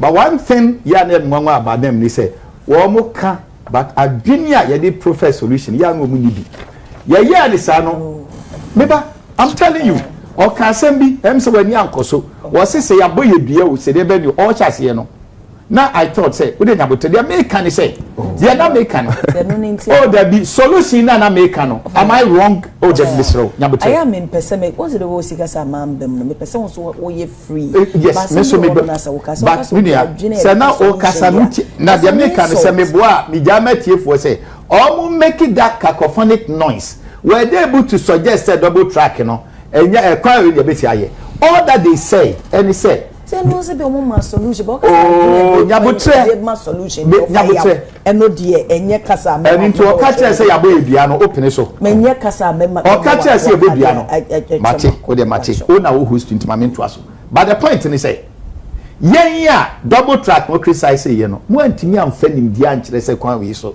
ni amuka ye as typical of you people don mama say ye buy ya less than 1 year ese dum katiampo de o say 90 days tienie na nsem bia ya double track free SHS ye nyina ya nkwaje bosia o de na o se won nkwaje bosia no double track by 2027 na nka awie no enne o mo kwaje bosia it destroys every argument he's making here on koba bosia o en wo de ye but edru we so no yen ye de adwene ye no ya mabosia kakra o betie free ho no enne o koba bosia de a ye ja matiefo. In any case, now say Haruna Drusu came out to the bank and said, "Bosiano cry, no correct." That's why the Bayer double track. Haruna Drusu came out last week. No people sing. It was more contradictions. No, a boss no honor. The tosu bi about pen in person or tears yepa and so Eddie say. You call IMF no MPP ni NDC. You call IMF no. In the face of that, near fan crop for Juma. Moko IMF 2012 to 2016. Mo amfe nipa betem. It's by nurses over 200,000. Nyame adumakufu ado for almost everybody. Teachers the same thing. COVID no ba yenti ya no se to so yenti. Kakra ba ye no. Don mama ko gina voter region ko twa ntro say wa for 16,000. Can kesi Ghana education service. They came as for Mr. President. We are working under you but enye no kure wa for nipa 7,000. Must you trust these people? So they are no atu nche bi oso so a. Ade ba ko a he me sire pa ni say. Was say 8 years. 8 years eba ye ni nyina ni ade ade eya wo mo nkanka wo and the best economists including my brother sitting here and the professor Bokpinom they admit to say 2022 they see ye 2020 they see ye say this if one can we ni panam COVID ne ba ye no they condemned it as typical of them eko wi ase ne na dia mo si America fo ntokwa enti wo mo no o mo nti ase no ba hima this NDC attributors no what me anum bi so onum attributors no bi dia nti ase he's talking about cars said 2014 and wo bo opuni din so bo opuni din na se mo ntoka ase dia and ya no abi na nka bo ahye du be yisuye in the case enya no kre na say ya mo ya we ese a cocoa board came and attacked say makoto cars over 100 eya kuafo mu ntwa omuka it is what tran go tantran we am ngomo ye that time kai so mukasa oma order that was a command about ya mo aberuwa that is what no atemi bisa say munto bi what I me say cars no ho ya mo aberuwa yesumno ya mo aberuwa yesumno na yesi bomochie free so bomochie no ne say if you do that everything no say the wo kan sa no others me MPP ni it is a me can MPP some there oh yeah this idea you are destroying the discussion. How? Because identity say oh no is it the authority he is one of the Debbie we don't go that now so yes your research I say it one ho no it is an tie dia and the nan can this year wrong we say MPP ho no omoka cocoa board say because yeah na ne wa ban mu sa dia dia no mami nkoso no we don't do that Mr. Stop that over the hand we don't do that we don't do that he said the argument now we can is too illogical say or no na ye bobo nchichi and na me kira wo say no over ya over ma over ya o say Abena dey logical adibi wo ho no ma de bia na me showa ma wakasa sometimes no na say ese kasantwie ni ade a e ade a platform so me obi a me kasantwie no ne say wo argument no what can do nipa no ete ha say eti se bibi ni kwampo na say if indeed so you question because you can even ask him na me bisa na me kasa ono na head of corporate and that is why I took you back say I asked him since mo purchase vehicle bia and was say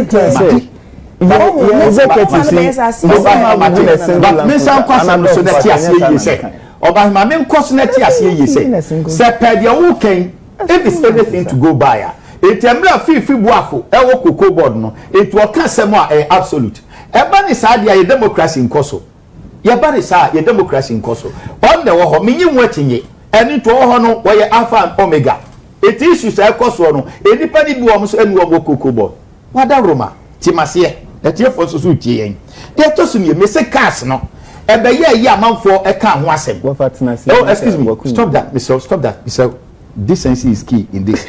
Then he's talking about scandal. NDC talking about scandal. Mokoye and send them 1 million at that all you doom so and want some down. Moba is so sauce na ye can want some the west and no kata weni. Cocoa board that's the same gold board that somewhere ye can buy him. Ya from some parliament because we are majority smonko. And you sit out there akata when he say and ne corruption na ekoso the west obaima membrance no so. No one can say me say you raba umiekuta list. Metia adumako befi. It is an argument ya buy if it's anything to go by there. Men so me beba umia ya kona kranda. Minim list you de koye. Eya omo kan ho asem. So say men sa ko any campaigner. Men so adumako befi. O ye ma we me so me ye ma kuka. Enti na sem na no kan logically no. Ehin fa de da. De to so bi on so buy man person ti ase ni say. O kan say PMMC and na wo ho ansa na GOLDBOD eba odi ho achinye onim de wo ka again na sem na wo ka no MPP Adabawumia ene Akufuado ye di GOLDBOD eba ye no or the gold for oil buy ye no na mu over 30 years no na mu nya sa adwene nsem be ye bi ye ne ye de ba ye imitation na mo ye and into ba ye ne ye di gold for oil aba recovery IMF aka World Bank aka Professor Bofkin mu aka me nua se gitum say the economy was on the path of recovery. It mu ye just beneficiaries of that. And so oh oba ma de to so bi wa person ti ati ni say. Sammy Gyamfi said the woken or ye minu kuma but the point ni say emre no omra parliament no mekana no masem. Wontimi mai because you are in the majority. But one thing I want to tell you say so si John mama de ni de ye ni fie ni jadamu a onfa kwaku anyidu ho adwuma. Onfa ya boaten adwuma boaten agyan adwuma. Onfa ni tell the so onfa na adwuma na Fred Abonyonom onfa wo mo ni ehunu se ono de nkabo mu ade ensan mama kwantaira na Rollins boy kra ya mpache wa pa onkra keto no twene fa no eto nchen asem bi onso ampese mekama wuti ase pa enso eni say Musa Dankwa wana wuti ase Western of fo ho atowo mo wo ukromfo wa ho kire mu a me ko bodi me ko ba bi atem bi o mu akuafo osu and you sit here comfortably saying say one more to one more ekuafo mu hwe TV ni bi but musa dan kwa say even 30% amunya na Ashanti region no ene aba 18 musa dan kwa so de munya me ene ti no ho na sere nia abanyosem eya oba hima ho kire ye no enu anu kwa na ye MPP foduru ba bi no na na nya nkwada na tirimu de obe bema de da ye nim no party yi aka no kure but we dey na work onye ba bi ahye but dudu anu omo ye campaign na omo kura breche wo no omo so no o ken omo so ye nipa bone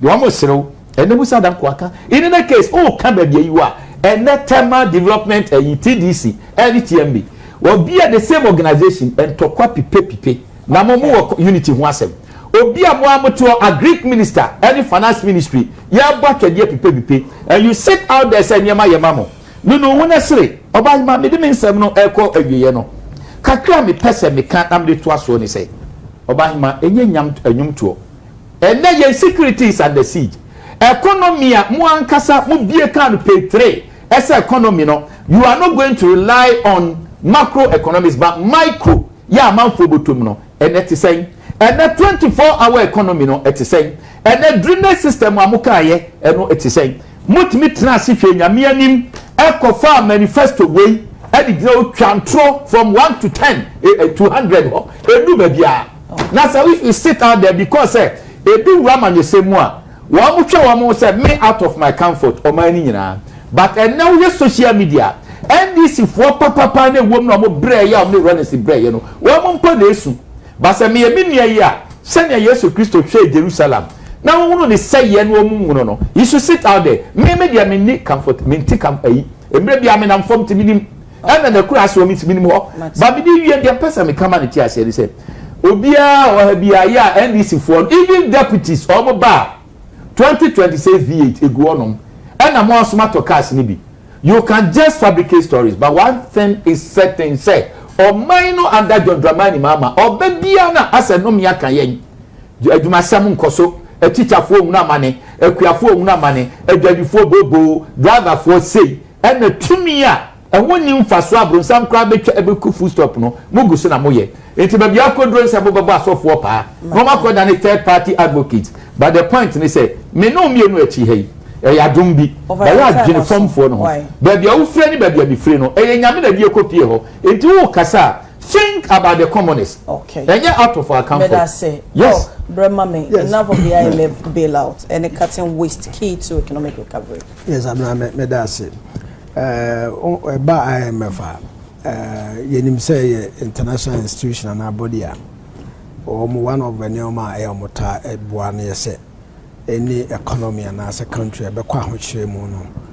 member economy no they will come to their aid sometimes almost ba this kind of beba sometimes be how they just into and as policies and a better beba no they are Ghana no they are couldn't in an aqua say na ye kwa here near chim is it casema to baha neoma enkoye neoma bri ni so na gie nsema na yehu yehu brabo a na ye de meka na yakob omo ho ono so de okwa omo ebe ma osika ni omo ma osika na omo de nhyehyeye a ye ebe bo omo no so interest de egu akwan mu no ma hwese obede obedi so na for Ghana to go there 17 times the 17th time no the recent one ye de ye call ye say the my call ye no ya na difference no no so sa nyina no akwese dem din kaka no ye ho akire ye ama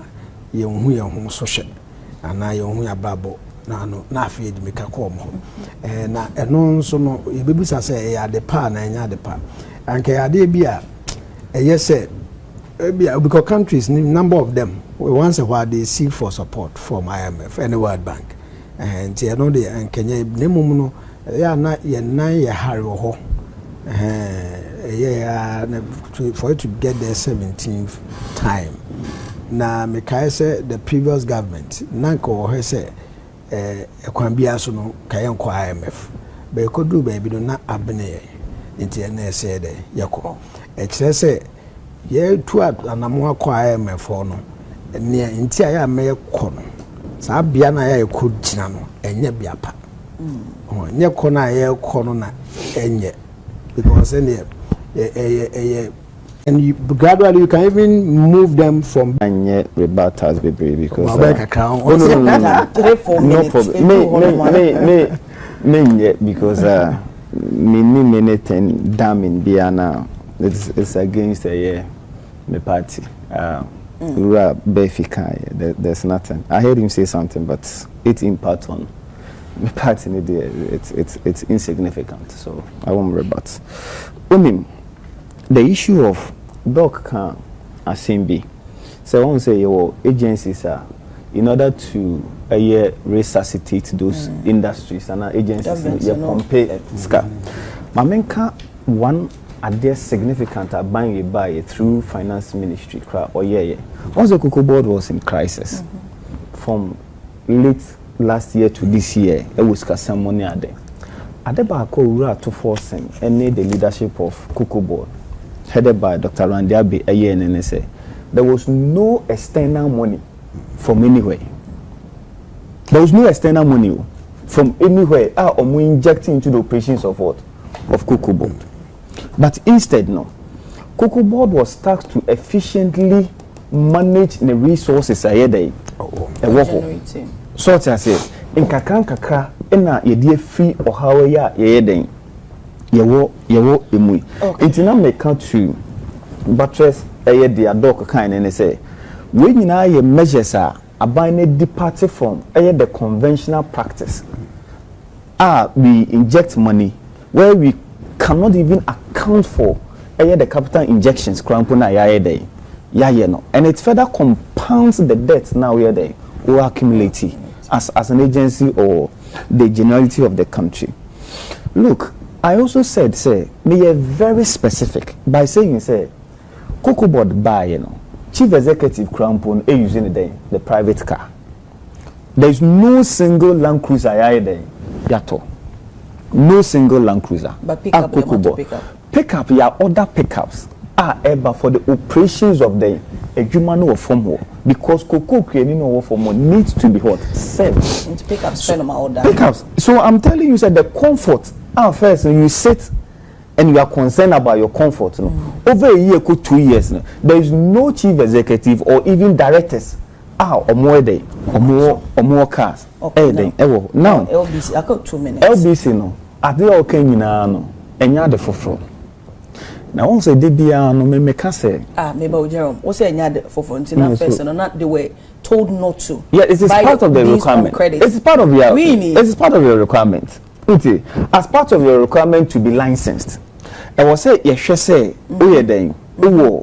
ska liquid. So what I say ska bit me ediato cocoon until you quite to the extent to say your man ode o bank in krata cry day eba ema o banks nankasa krampo issue krata say say dwumakuo wi oyeden owusika bit me aiden ato this is not maybe a bank guarantee per se, whereby in case of anything the bank stands in to the but the bank confirms.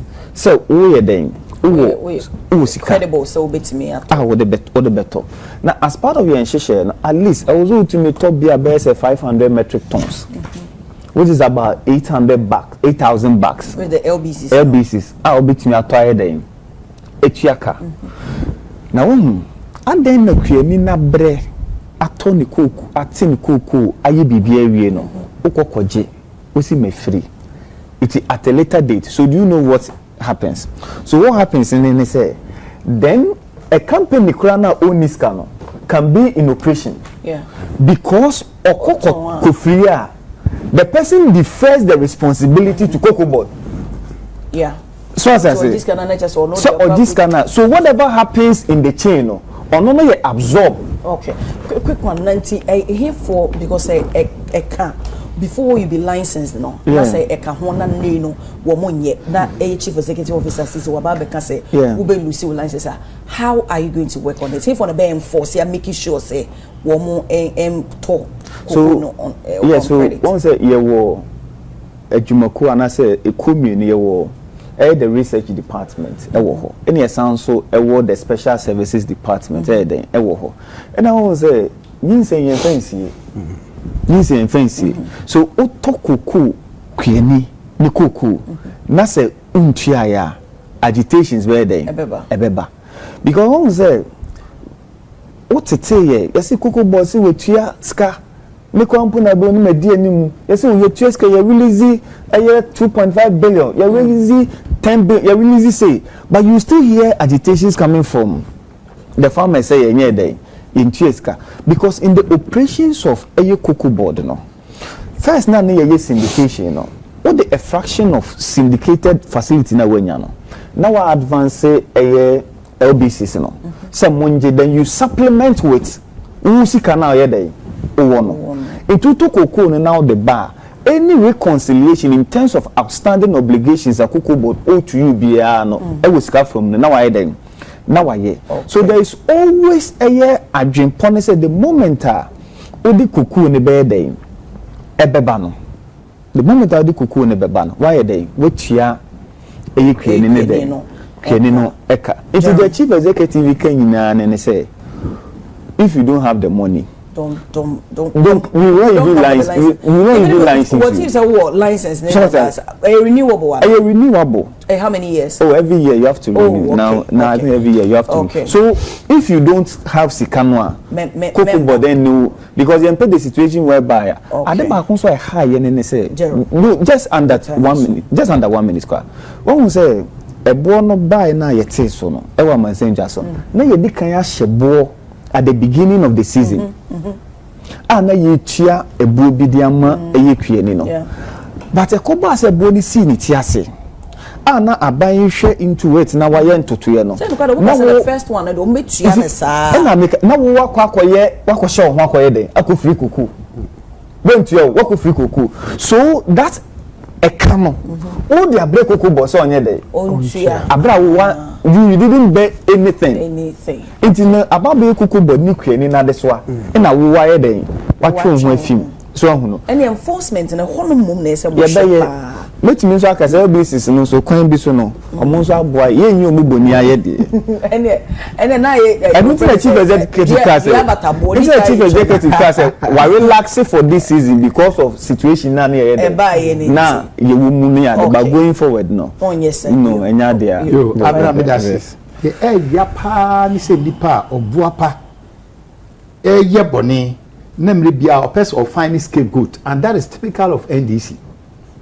ni omu ye eni hwe hin Rollins beto koko Mills beto koko oti ase mu yi chief executive eniema akoso a ebon ensese ye kan mo de adi akuafo no ebi nsi ni a edi kan person oti ase pa eni say or say there is a guideline nko famra mi enhwe otrofo no se me dance ni wa brochire there is no guideline to that effect say wo beto koko no a na se we anya sika ntua say ebi a kina wote the bar I stand to be corrected but one thing is certain what you say even mama no ankasa the first and half second term President Mahama that who would na yebo President for how many times inti with all respect was do baby onya inti the America dia siso mesrew any say onu ankasa baaye no o te say kuafo koko yate soda number 1 dia toso mienu o te say eye wo mo tokoko no ye behunu na wo mo ebi sa NC dia tie ni say wo mo ne mo na ye adwuma and na mo boa wo mo they buy on commission because of say one thing ehunu am monitor what price of cocoa am di ewu no you want to use them as a scapegoat and it's typical of them so we share 24-hour economy mo ya hu dede mo ntimi yenti no and the hospitals kwa na mo bu no they want to find a scapegoat and that is typical of them mo bie mo ano ka say drainage system mo manifesto wo mo be bia your door na de mo ntimi no ma me His Excellency John Dramani ma me di Ghana for atem say ye ni ahuni enti eyemusu ene mo ban akuafo no ebre na obahima ye twam kura ne say yanso ekoko akuafo ni bia na mema kobo koko amikodua ye no ma hunu say ebi a returns no emoa enti bia mi ntwa na me ye bode mo de mrade abeto na ye busase ne no eye cool state e de wo mu ana ye wa private sector say si a wote ye se nyame ayo adom no anya ba bia eye better than UTV